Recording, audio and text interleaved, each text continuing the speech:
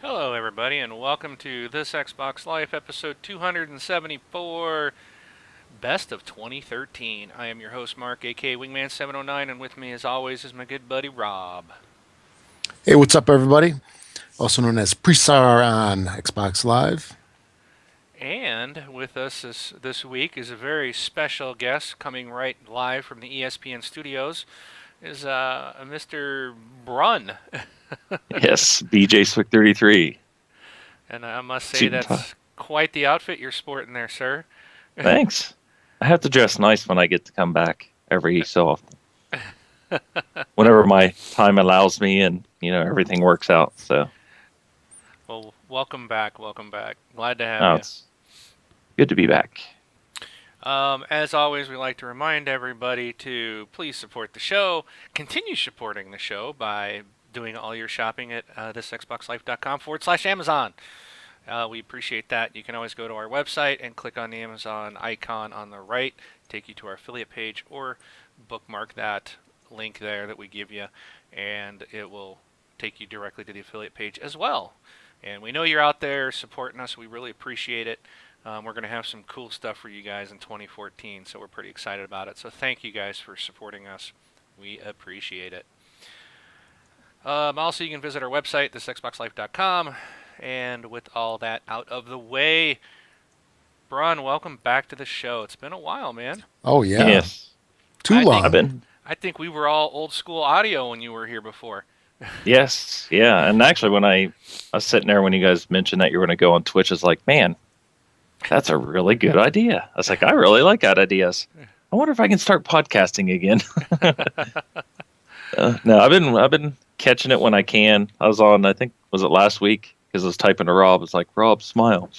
I was laying back, relaxed with iPad sitting in my lap, watching you guys. Yeah, it's kind of cool we can be on. I actually usually pop it on the old television here on the Xbox One, so it's kind of cool to stream it that way. And if you are in an Xbox 360, you can watch us that way as well. But you can't play a game at the same time like on the Xbox One. You can snap us in on Twitch and play your game, and it's pretty cool. I think it's pretty neat. So, but with all that, Braun, why don't you lead us off this week on what you have been playing? Oh, well, I actually turned on my 360 a couple times this week. And on the 360, I had GTA 5. Got online, watched it snow, and they had snow everywhere for Christmas. If you didn't see that, it's pretty cool. Not Um, everywhere. oh, well, they did on there, didn't they? Did they have it on there Oh, everywhere, or was it okay, sorry, never on mind. on GTA 5? Yeah. Yeah.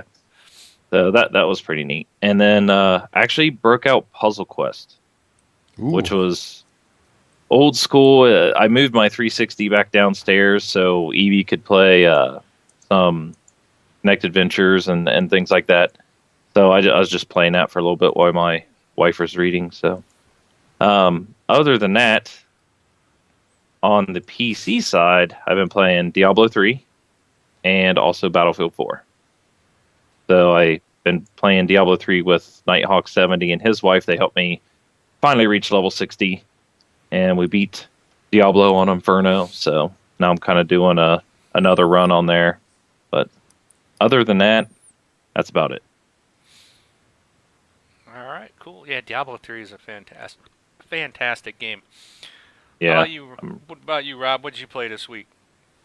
So I went through and I started Max Curse of the Brotherhood all over from the beginning just so I could go through and make sure I get all the eyeballs and the amulets. And man, when you try to find all those things, the game sure goes a lot slower. Especially when you finish a level and you're like, I still don't have that eyeball. I missed One it. thing that's cool though is when you pull up that menu screen by hitting that one little button with three lines on it, Hmm. then at least it shows you how many you missed and it tells you kind of like where they are. Because if there's five dots for the eyeballs, if you miss the first one, then you pretty much know it's right in the beginning of the level. And some of them, man, they're in like some pretty sneaky places. Yeah. Especially the amulets. I think the amulets are a little bit worse. But yeah, I went through and I'm up to uh, towards the end of level 5 or chapter 5, whatever you want to call it. And I discovered something not so good about that really cool Xbox button. And that's that. So Max is one of the first games that I've been playing that I can have my son watch because he enjoys watching me play. And he's 5.5, so he can't obviously watch Ghosts or Rise or whatever yet. So he's been watching Max, and where I have my Xbox positioned, one tiny little brush when he goes like back and forth, it turns the freaking thing off. So it's already happened a couple of times, and it's very annoying. So I'm kind of wondering if I should just like put some like little piece of plastic over the Xbox button. You know, the thing is like literally like hair trigger. I mean, you do not even like need to like forcefully press it at all. If your hand just goes, I think anywhere even close to it, it You turns talking on on. the controller or on the No, box on the itself? actual on the On the console itself, Well, why is anybody even walking near it? because I've got it over at the computer table, so it's actually sitting on top of my mini tower Well, maybe what you under the need to do desk. is wrap it and put it in a big shark tank so no one can get close to it, just like they There did you in go. Australia. And then it would be water cooled. Exactly. Nice. Well, They did. that button on the 360, the S version or whatever, like the Yeah. latest 360, it was really touchy as well. You could just brush across the eject button or the power button because my little one did it to me 2 or 3 times. Being in the middle of the game and he'd brush by that eject button and open the tray on it. Actually, maybe we can make like the first product of this Xbox Life LLC, which is a power button protector. All the possibilities. How about you just put it somewhere where people won't run up against it? No, no, come on. It's like the late night. You know, we could have like a late night infomercial where you just see all these people just like brushing up against their consoles. Oh no, it turned off again. You know, basically where you create the need for a product. Nice. You have to have the overacting. So when Absolutely. you do that, like people like hitting all 8, all 15 buttons on the controller at once. They Yeah. have to be hitting everything, and then they got to like throw their arms way up in the air, like they had their game turned off. Yeah. But Or just you have see the them. product be green duct tape. That's the whole Yes. product. You just duct tape it over the button. Like that's Yeah, it's like a little flap or something that goes over it. There you go. And you can have a video of somebody reaching like, 15 billion points in a game and they're like all excited and then the cat brushes up against and turns it off. nice. There you go.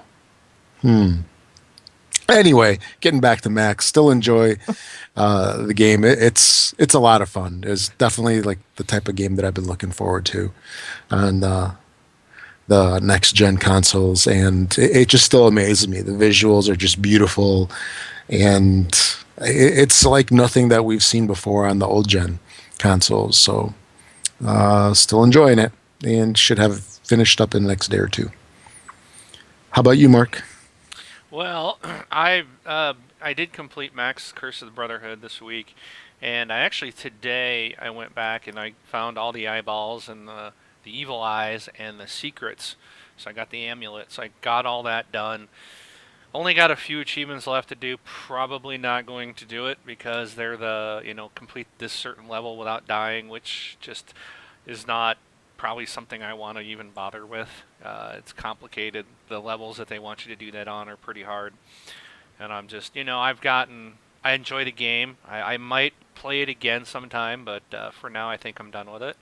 But it was Okay. a fantastic game. I did like it, despite its some challenges to it. But again, it's a platformer, so I think it fills in that platforming role just right. Got a new game. I actually went back to my 360 this week, and I picked up XCOM: The Enemy Within. I Ooh. loved The Enemy Unknown, and I've been wanting this one, but this game came out on the week that Xbox One came out, So I said I'm gonna hold off till after Christmas. So I went out and bought this. It's right now you can get the game for $30, brand new.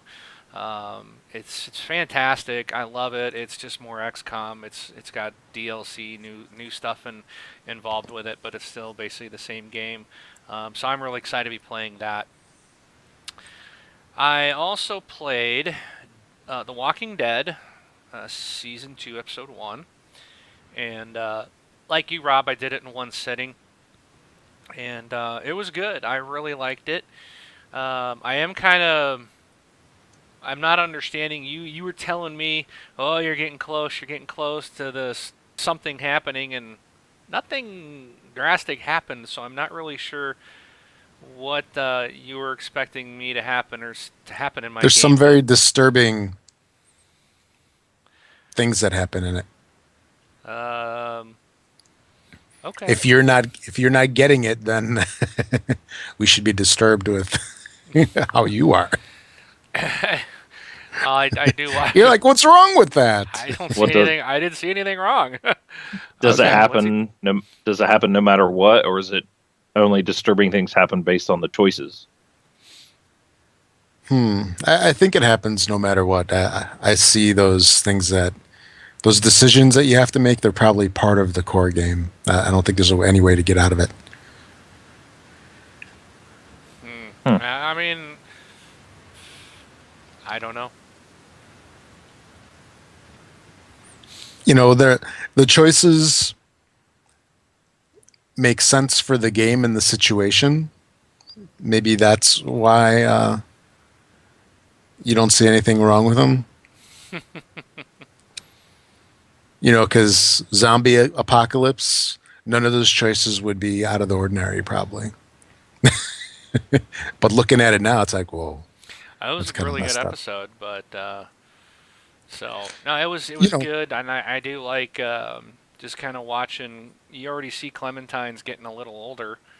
Yeah. Just in the time frame, you can tell like she actually her character on screen actually grew a little taller. So that was kind of nice to. I think we're going to see that as long as she lives long enough, we're going to see her grow up. So it was interesting to kind of see the change of at the very beginning of this episode, and then like which was right after the events of where Brun ruined from last season, when he told us Lee was a zombie. Yeah. When we found that out. So that took us right to the end of season 1, and then you saw, like Rob, you said you see those two people off in the distance. Well, you end up walking with those two people in the very beginning of this game, and there's some events that happen right there. It's Omid and Krista. Krista, yeah. That's who it was for me too. Yeah. So I guess it really, I don't know if it's a way for everybody. Does it matter who you saved or who lived? I mean, because then it almost kind of wipes out.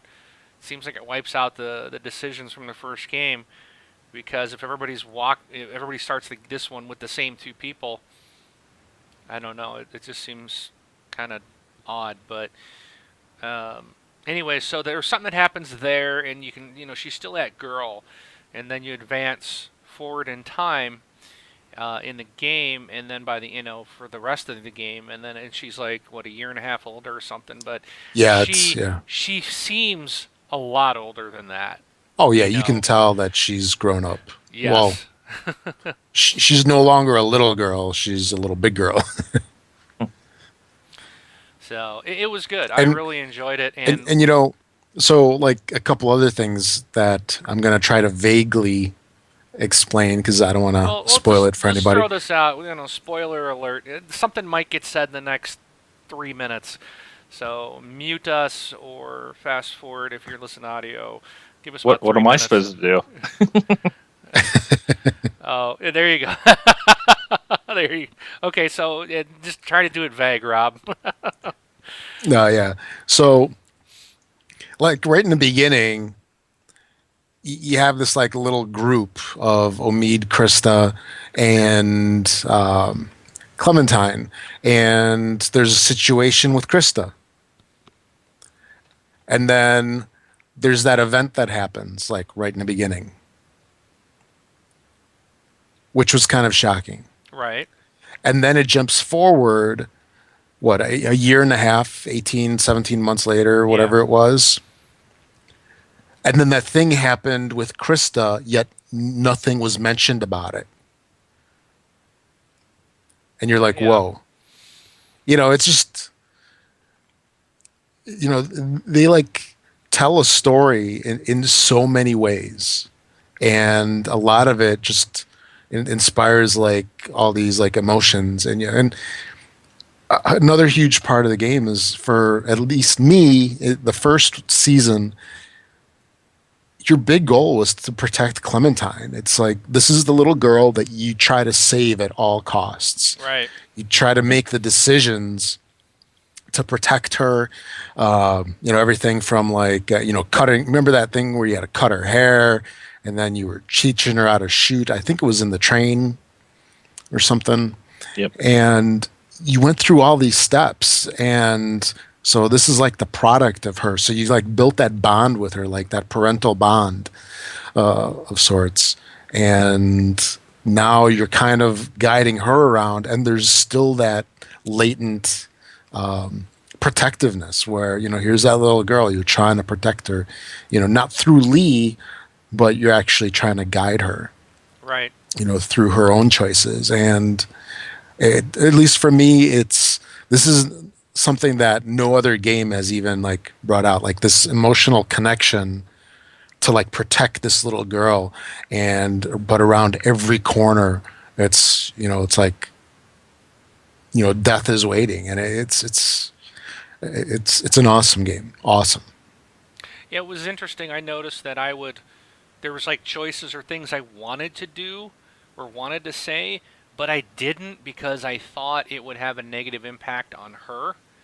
It's like, so it made me change the way I would make my selections because I didn't want anything negative to come her way. So I was trying to make all these positive things that would somehow have a positive influence or a direction towards her.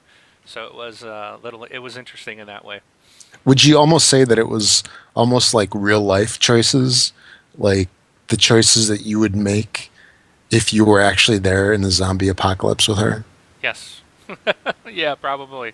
Now that is cool. I mean, usually when you play a game, you're like emotionally detached from the game. Like you're running around in like COD or, BF4, and, you're not attached to it like that. And it's like, boom, you just respawn. And here it takes it to another level. It's So, definitely a yeah. good game. I definitely enjoyed it, and I picked up the season pass, so I'm ready for the rest of the season. So, also moving on, I did download The Wolf Among Us because it was free. I Yep. have not played it yet, and I did pick up Shoot Many Robots. Today is the 29th. If you did not get Shoot Many Robots yet, it is free for gold members on 360 for another 2 more days. So be sure to download that. And I think And Wolf Among Us had a season pass that was on sale for $10. Also, I don't know if that's still going on. ooh, I better check that then. So, I need to play the game first, see if I like it. But all right, so I bought Dead or Alive 5 Ultimate. It was on sale the other day for like $13. Through is a digital version of the game from Games on Demand. So I got that. For the achievement hounds out there, this looks to be like it's probably going to be a very easy 1000 game. I've got almost every achievement in the game just by playing it, and it's fun. I've always liked the Dead or Alive series. I'm not big on the fighting games. This one I always enjoyed.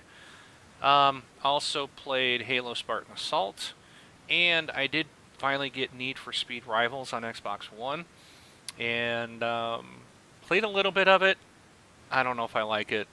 I know a lot of people are liking it, having fun with it. I got to dig a little bit more into it. I just got through the tutorials, so and now it's like, okay, now what do I do?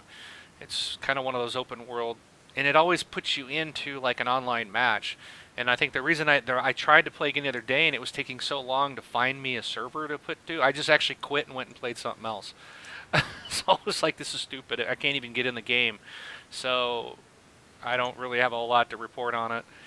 But that's, yeah, I've had a busy week, but mostly on the 360. And I can't wait to get back to XCOM. I was having so much fun with that the other day, and I just haven't got a chance to get back to it. So, cool game, but no one's played it yet. Actually, I've got a question for you about Walking Dead. Okay. How was the engine for you? Was it smooth or was it laggy? I saw quite a bit of chop. Yeah. Okay. I noticed things. I was like, well, that was kind of weird, or like it would just like pause for a second, and Yeah. so and then catch up. So Because yep. you guys are used to that speedy Xbox One and having to play it back on that 360, kind of Well, getting to you. maybe some of that, but we all played what five? No, 6 episodes of the original Walking Dead, and you get used to it being. I never had issues with that one. It was all pretty smooth. Yeah. So they bumped up the graphics a little bit in season 2. I mean, I think it's pretty noticeably different. So maybe it's just taxing the 360. I don't know. Could be. Could I'm- be something they did different. Is there? Have they mentioned or talked about porting that to the Xbox One at all, or is it just like 360? The next one will be on Xbox One. I haven't heard anything know. about them porting it over or not. My understanding is it's going to be a 360 type game. Yeah. So I think their And- new stuff will probably, that they announced the other day, will probably end up on the next gen. Or I hate Yeah. next gen, current gen. It's current now. It's out on the Yeah. Xbox One, so we'll probably see it there. And that raises the question of what's going to happen with your saves, because season 2 pulls in the saves from season 1 to make decisions, and that's something that probably won't carry over, right? I think they can save that in the cloud, though. They did that. What was it, Mass Effect? Way back in the day, your decisions were saved in the cloud, so or up online. I guess they didn't have the quote cloud, but they saved them online.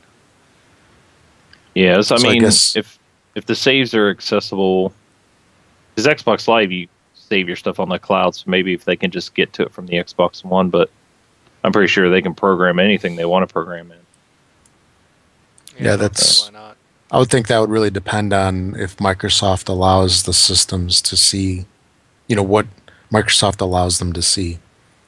Because if they're partitioned of sorts, where all the 360 saves are in like one part, Xbox One is on the other part, they might not be able to cross in between. So maybe they'll just do it like Game of Thrones and Borderlands. Maybe they'll put them on both, but they're maybe not cross-platform. You're gonna have to play the whole thing on one platform. So we'll see, but I haven't heard Yeah. anything. All right. Yep.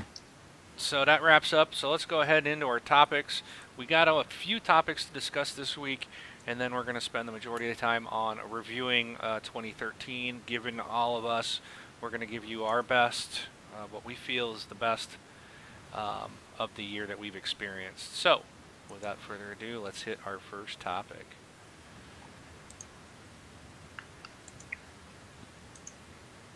That would be you, Rob.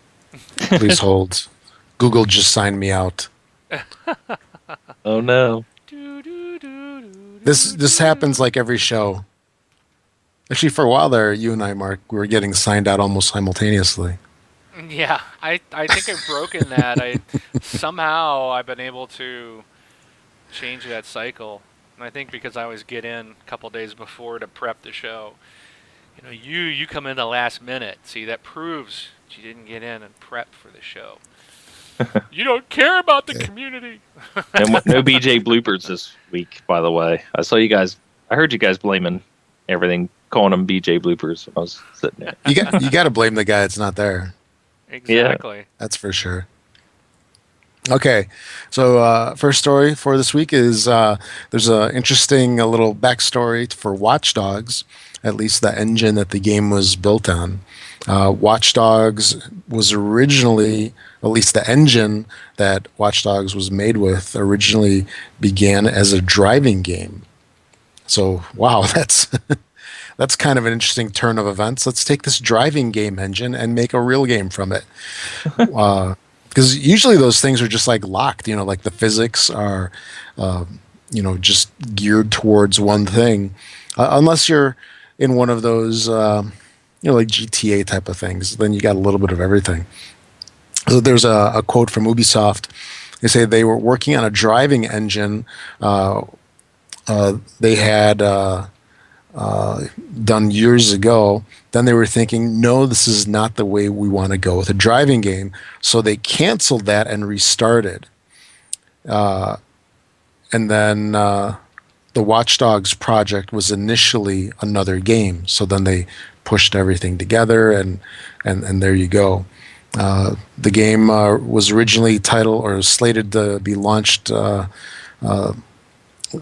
this year in 2013, but it got pushed back to spring 2014. So I guess that means it'll probably be out after March, since everything's been delayed horribly. And yeah, Watch Dogs. Cool. Alrighty. Brian, So- your favorite topic. Yeah, it's so. Oh, wait till later when we get to talk about Battlefield. So, so Battlefield 4. The first expansion is China Rising, and since China Rising and everything, it has been banned in China. According to Techie News, the government accused EA for creating a form of cultural invasion. So, rubbing my head here on this one. It's so the DLC is set on the Chinese mainland, and it contains new maps, modes, and all that stuff, and a fictional story of Admiral Cheng who wants to overthrow the government. I gotta cough real quick. So, it says with the release, China's Ministry of Culture wants to ban all forms of Battlefield 4 and plans to prohibit the sales of physical copies of the game and all the related downloads, demos, patches, and news. PCGames.com reports that BF4 has been characterized as illegal on the grounds that it endangers national security and cultural aggression. Wow. Yeah. So I guess China didn't know that the game didn't work, so it wouldn't have hurt anything.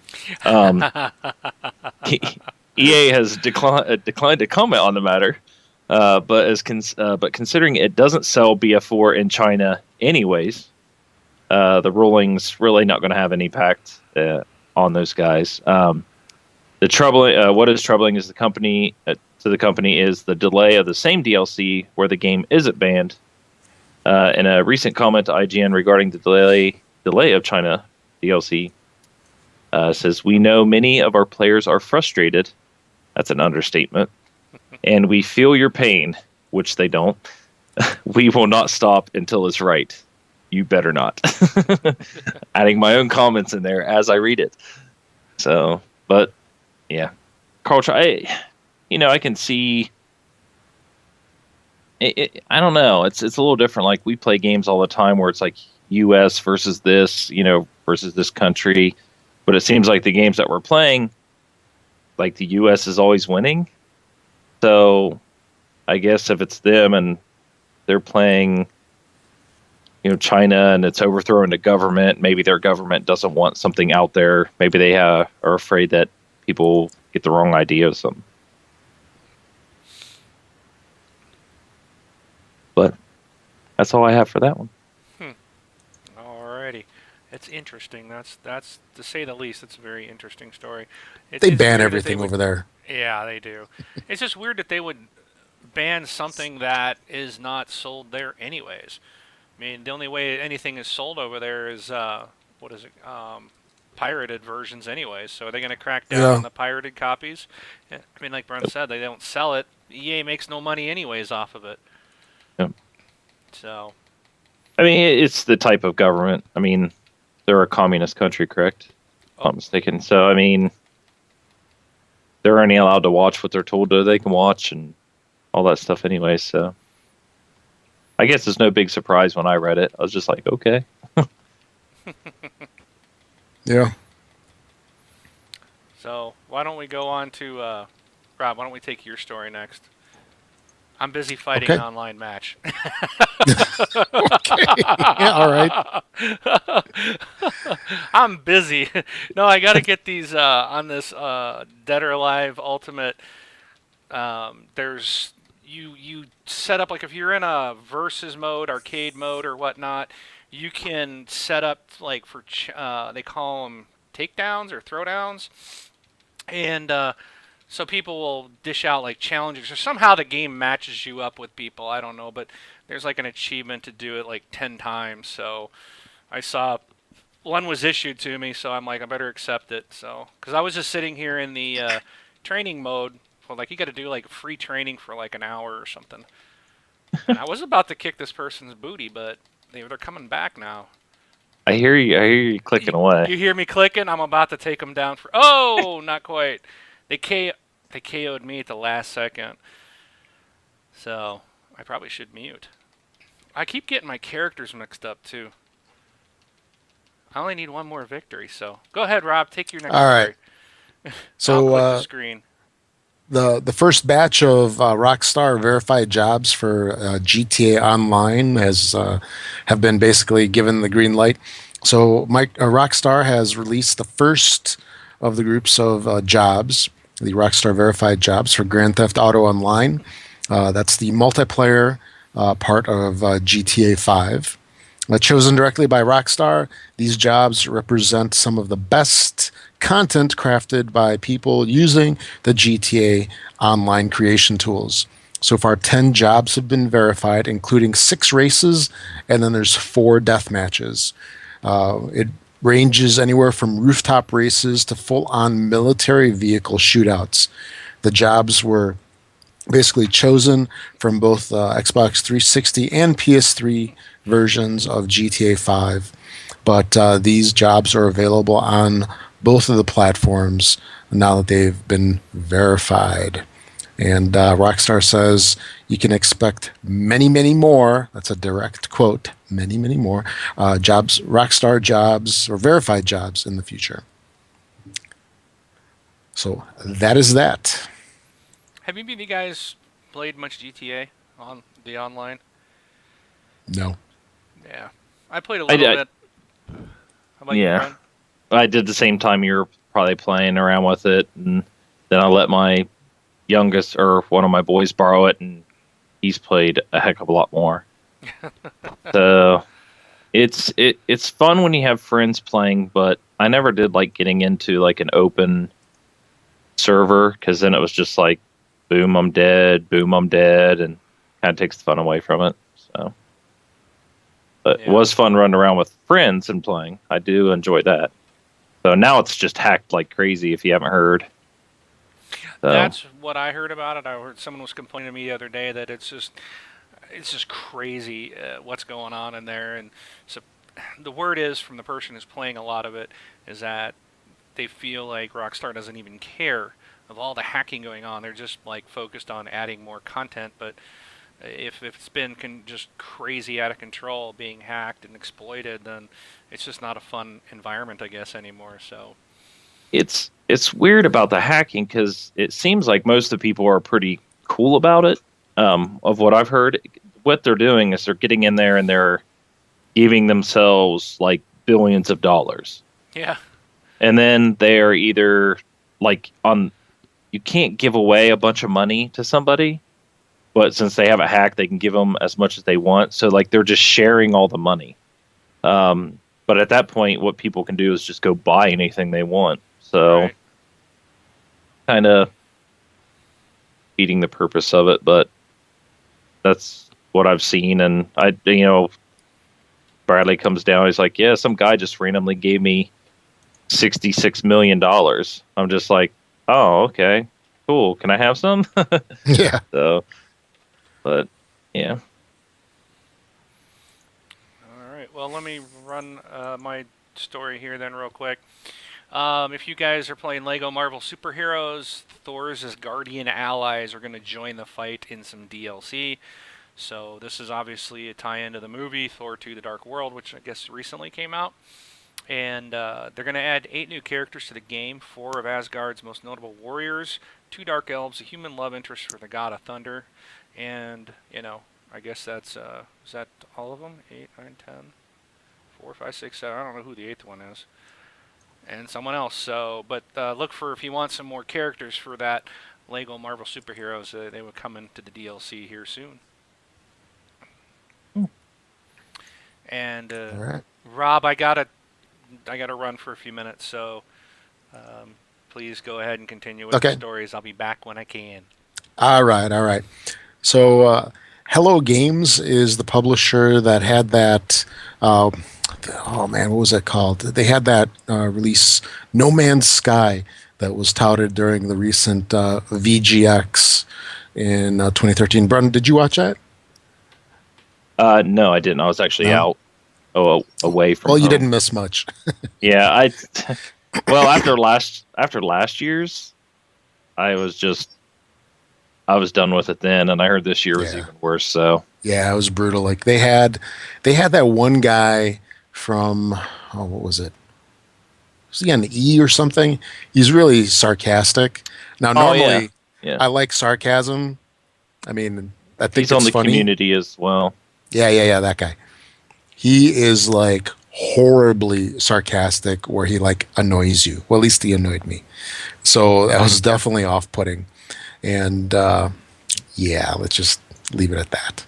So anyway, No Man's Sky was this game that was kind of cryptic, at least in terms of the video that they showed. If you guys remember, from those of you that watched, it was one where it started off kind of in the water, and then you kind of went through the water and then up onto a beach, and then there was a spaceship parked on the beach, and you kind of jump into it. Cockpit closes, and then you take off. You fly through the sky, and then all of a sudden you're in interstellar space. So the environments are definitely far-reaching because, I mean, in that sense, it's cool. And another thing that was really interesting was it's coded by this company in Europe called Hello Games that is only 4 people from what I've heard. They're the ones that did that other game. What was it called? Rick Danger or something like that? I can't remember what it is now. Oh yeah, what the heck was it? What the heck was it? Hello Games. Joe Danger. Oh, Joe Danger. Yeah, okay. Yeah. I knew it was something where you don't you like throw them around or whatever. It's a platformer kind of. Yeah. Oh, okay. So anyway, getting back onto the story that we originally started, they had a bunch of bad news hit them. So they're based out in the UK. And they were hit by the massive flooding that happened right around Christmas. This stuff kind of hit the news. England's had a whole bunch of flooding, like all over it. And Hello Games actually had water coming in through the windows. Ooh. That's how bad the flooding was. There was a river that broke its bank nearby, and basically like trashed all of their equipment. There's been some tweeting going back and forth where people were giving them support, and they had a couple of tweets about their insurance company because I guess they're not going to be covered by insurance because they are in a floodplain, and when you're in a floodplain, you don't have flood insurance. Yeah, that makes sense. Yeah, it's interesting. It's like the people that need flood insurance are the ones that don't get it. Yet, I guess if you're on top of a hill, yeah, above the river or whatever, then you can get it if you want. So they say they've lost most of their things, including PCs, monitors, furniture, doors, walls, and so forth. As a result of this, I can pretty much safely say probably that Hello Games' No Man's Sky is going to be delayed. At least they have a real reason, as opposed to some of these companies that are just like, our game's delayed, no reason. We're just being slow. How come insurance companies, you gotta love them, right? You just love to hate them. It's like, I don't live in a flood area, so my insurance I have on my house includes flood coverage Of for like course. 3 cents. But if I live in a Yeah. place where it floods a lot, I have to pay an extra $1,000 for flood insurance.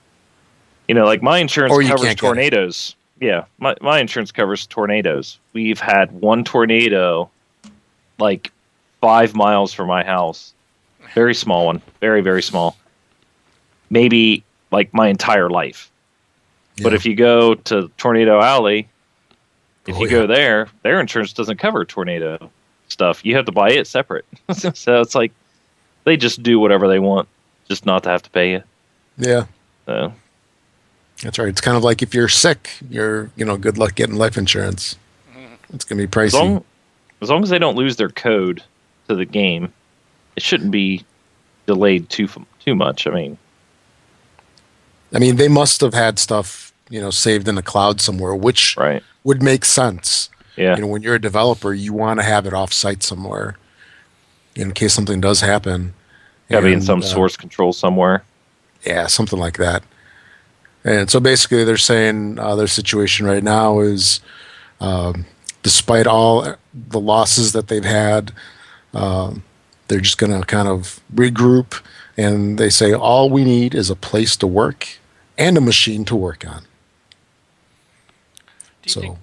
Sorry, I missed the story, but I know that somehow Microsoft was talking with them. Do you think that Microsoft might help them out with like some kind of exclusivity thing? Make it an Maybe. Xbox One title or Xbox 360 and Xbox One title only? That's possible because it probably won't take a whole lot of money to get these up and running because, Microsoft with its billions can easily, rent a little bit of space for a couple of guys because this was a studio that I had heard that had 4 people coding this thing. Right. And That's the thing.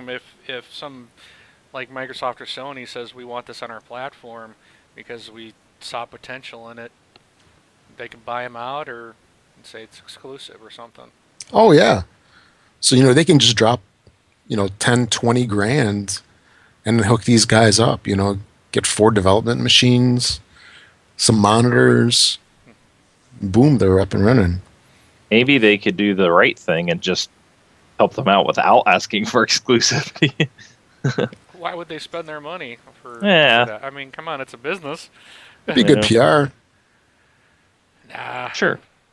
Look, 20 grand to even like put these guys up in a Microsoft office or something like that for a while.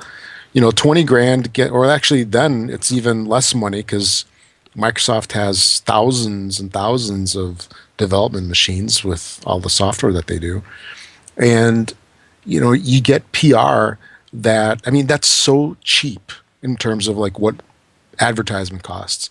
A billboard next to a highway is at least 10 grand.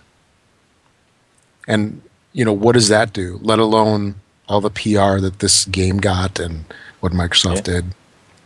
This is like cheap, super cheap goodwill advertising. Yep. But we'll see. All right. So we didn't get to do the Call of Duty story. Rob jumped me. Rob jumped the gun. Yeah, I went to my next one. I had the wrong picture up for the whole time, so It's okay. Yeah. my fault. Go ahead, Braun. Well, and the thing is, I'm glad you're back because I wanted to ask you stuff about this because this is your favorite game, right? I have not played it though. Oh, Not this new mode, and I haven't barely touched it on Xbox One. I've just been playing all this other stuff, so all right. I probably can't help you out, man. I'm sorry. All right. Well, Call of Duty Ghost has issued a new update across all platforms. It adds a new heavy-duty game mode. So it's available, like I said, for all platforms right now. Heavy Duty is a new multiplayer playlist where each soldier spawns with additional health. On top of the new mode, this update adds additional weapon loadout options for infected mode, and your squad will now earn extra squad points during their first 5 levels of progression. The update also invalidates an invisibility exploit that was plaguing the Call of Duty Ghosts online experience, as well as instances where players could trigger unlimited perks when playing. There are also a multitude of platform-specific fixes, which you can go out and check those out if you want. It's on the community board on the Call of Duty forums. So the reason why I wanted you back here is just wondering if you actually saw these glitches or these exploits, but since you haven't been playing, it kind of answers. No, I have not seen those. So, but thankfully. Yeah. Alrighty. Well, next up we've got, I don't know if you guys have heard of publisher Perfect World Entertainment, but they have said that they make some free-to-play games like the Dungeons & Dragons Neverwinter and Star Trek Online, and they have announced the creation of a new company division that plans to bring current and future games to both current and next-gen consoles. So that's what I found interesting on this is I think we all knew that, you know, we were going to probably see some MMOs and free-to-play and stuff like that kind of really make a push on the Xbox One, but they were talking about bringing them to the Xbox 360 as well.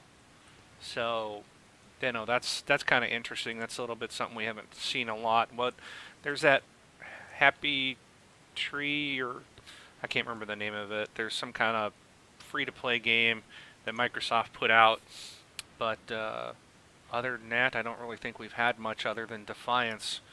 Happy Wars? Is that it? Happy Wars, that's it, yeah. So maybe we'll see some more on 360 in the MMO world, so that'll be cool. So we'll give you guys more info on that when we get some. So that's it for our topics this week, people. Short and sweet, the end of the year, there's not a whole lot to talk about. Nope.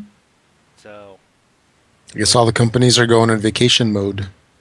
I guess. Except for DICE and EA. Another stab.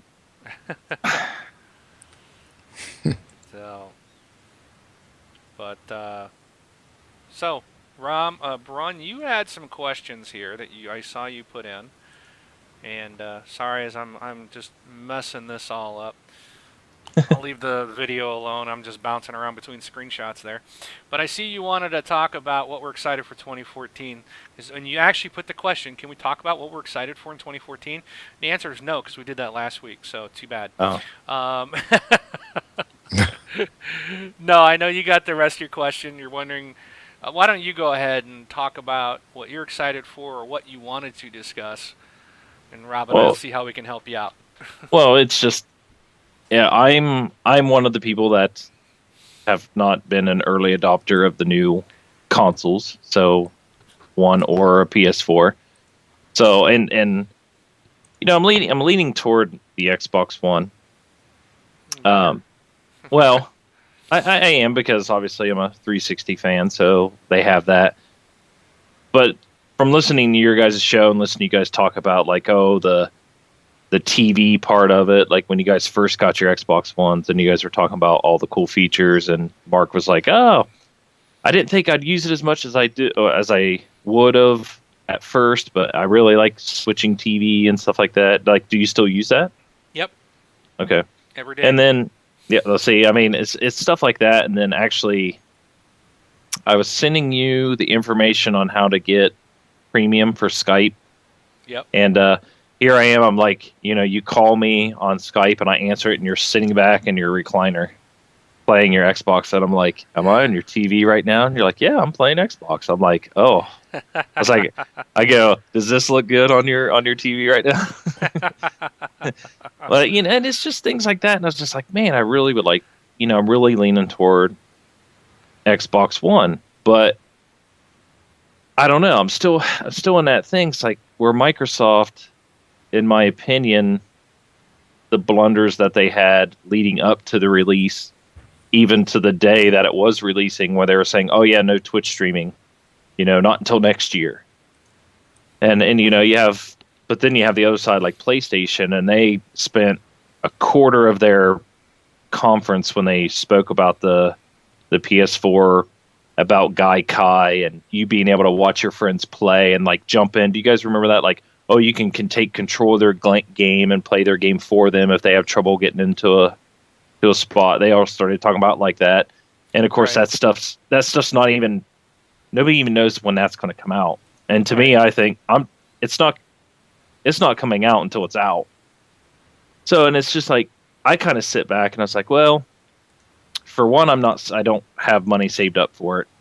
Two, I want to let all the bugs get worked out because I don't want to get hit with like a 3 red lights or dead on arrival or anything like that. But the other thing is, I wanted to see that which companies commit to what they promise. And, it's things like that that's got me wondering and things like that. But then when I asked, like, what are we excited for 2014, the reason why I wanted to hear what you're excited for is because you guys have Xbox Ones, and I figured you guys have, what you're excited for. Because I didn't hear that part of the show last week. I apologize. But to see where it's just like, okay, I am making the right decision in an Xbox One. You know what I mean? It's like help me help you type of scenario. So, and I see and somebody put in there Titanfall in the comments. Great example, except for one reason. Who's that published by? That's published by EA. I will never, and I put this in last week's, like, I've always supported EA. And, if you guys remember, I've always supported EA, and I always bought Battlefield games because I'm a huge Battlefield fan. And the last 2 EA games that I bought, they burnt me on them. And I'm so aggravated with them that I will not buy an EA game on day one ever again. So, and I feel kind of bad for DICE because they're getting the whole crappy end of the deal with the whole Battlefield 4 situation, but yet EA, in my book, is the ones that forced them to publish a broken game. So Titanfall is published by EA. If Titanfall had to be delayed for some reason, they wouldn't be delayed because they got the pressure of Microsoft and they got the pressure of EA. So that to me, Titanfall's out of the question. Why I'd be excited to buy an Xbox One for those reasons. But I'm just curious on your guys' other things. Like, what are some other things that you like that are coming up or to get you excited, other than Titanfall? Well, there's for me, there's a lot of great games that I have played on my 360. I know Microsoft's going to continue to give us great games going forward. So, I just know there's going to be quality games. I think what I'm looking forward to outside of that is further advancements with Kinect. The fact that they're developing their own basically television network that is going to be Xbox, video and special content just for Xbox subscribers, I think is really cool. I don't know. I think just what they're doing and what they've done, the way they're forward looking. They wanted to give us a console that would lead us into the future. And you say there was a debacle, but a lot of people were vocal. They didn't want all this stuff, even though it exists everywhere else. Right. So the company listened. I mean, I'm grateful that Microsoft actually listened to the consumer, and they're still doing it today. There are some things that we don't like about the console, some things that we kind of scratch our head going, why did you mess this up or break this or ruin it? But it's for early adopters. It's the very first run of it. It will change. It will evolve, and we've seen that with the 360. The 360 evolved over the years. So I know Microsoft is they got the investment. They're going to do it. You look at the PlayStation. When I booted up the dashboard the other day on that, I had the latest update, and then I actually wiped it out and reset it all the way back to the beginning because I'm getting rid of it. And it looks the same. I mean, there's no difference between them. There's probably minor stuff, but I mean, the console itself is essentially the same. So, and the 360 has evolved. So I know the X1 has a lot of stuff that they talked about that they backtracked on because the consumers don't want it yet. But we know this box will be able to do it. We know they're ready to do it and give it to us in the future when everybody's ready for it. So I think that's good. We know where they want to go. We already know what they want to do. and Sony basically said, well, we're going to keep doing what we're doing. We're not going to change. We're not going to innovate. And I'm not trying to be anti-Sony or anything. That's just my opinion from E3 and what we saw from the reveals. Um, Sony is going to give you more of the same with prettier graphics, but I think our gaming has evolved beyond improving on graphics. We want more from it, our devices, and Microsoft's the one giving it to us. And I will say this on my last thing. Rob's online now. Yeah. So he If they can ignores get my Rob party online. requests, but he's online. I see him almost every day. So since Microsoft is the one to get Rob online, that's just a no-brainer. I have to go there, right? And the beauty of a vacation. So Is it day one digital games? yes, Okay. So now, and have you went strictly digital, Mark? Yes. Or yes. okay. Yeah, me too. Because I mean, yeah, and that was one thing that I did say when no matter what console I went with, I was day one digital. Like I'm going strictly digital because the whole trading in games thing.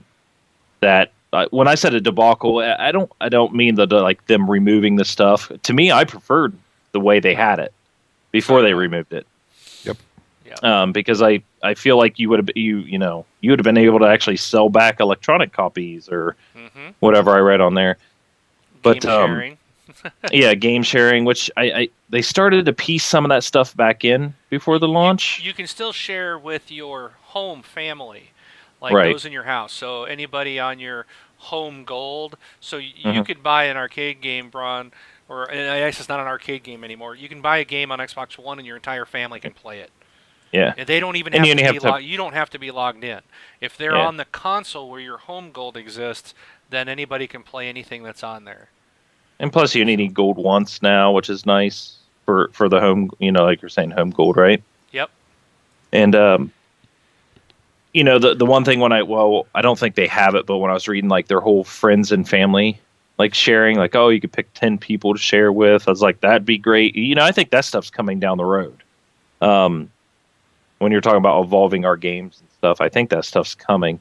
It's kind of their vision that they had and just kind of pulled back on it because people were all complaining about it. But, I kind of preferred it the way it was before. But, the day one stuff, that's important to me because, 360 wasn't day one digital. I think some of their stuff isn't. So I think some does, but some stuff is, but not all of it. Like the Call of Duty Ghosts was. And I think going forward on 360, you'll probably see day and date because it's now going to be available for X1 as well. So, but I don't know. But it's the only thing I'm looking forward to is hopefully they'll let us start preloading, so that Yeah. on the day it's released, you don't have to pull down the 40 gig download. You can be like, Yeah. Oh, yeah. oh, here's that last 100K, and you can start playing right away. So, and I'm sure that'll come. I imagine it will as well. Probably from both companies. I don't think it'll be one will do it and one won't. I think they both will. The one other thing that kind of I'm curious on your guys' thoughts on this, but do you think it's smart? So I think PlayStation, of course, they're all into their exclusives, but they're also backing. Seems like heavily backing Destiny. That's kind of like one of their big things that they're going through. And you look at Microsoft, and of course they'd heavily back their exclusives, of course, but they're heavily backing Call of Duty.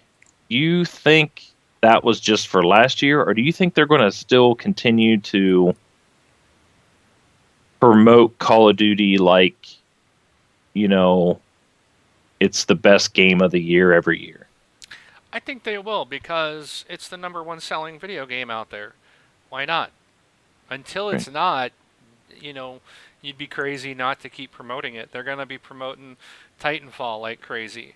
Well, I'm positive on that one. But with Call of Duty though, this is